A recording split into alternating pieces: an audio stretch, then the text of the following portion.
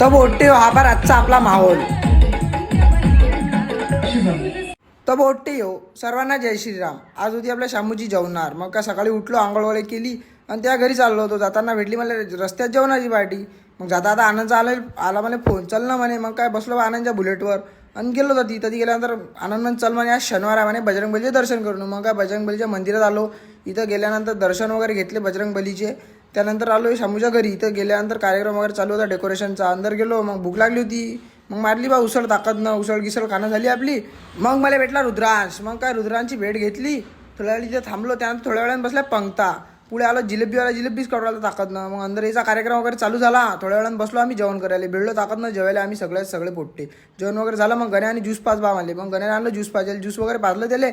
मग गेलो बा वापस नरदेवाच्या घरी. तिथं गेल्यानंतर मग मस्तपैकी आपला कुर्ता वगैरे घातला पिवळा आणि गेलो बाहेर गेल्यानंतर याचा कार्यक्रम चालू होता. गाणी गिणी वाजू राहिली. तिचा म्हटलं जाऊ द्या मला एक मला व्हिडिओ काढू द्या, फोटो काढू द्या आणि चाललो मी. मग थोडीशी हळद वगैरे लावली, याचा व्हिडिओ वगैरे घेतला. त्यानंतर त्यानं याचं नाचणं चालू झालं. जरा भरे नाचले. मग संध्याकाळी आला डीजे. म्हटलं लवकर नोरदेव काढा बाबा. मग नोरदेव काढला आहे ना थोड्या वेळानं. मग वाजणं चालू झालं ताकदनं डीजे. मग डीजे चालू झाल्यावर पोट्टे कायचे आवडतात का, पोट्टे कसे नाचतात का आपले.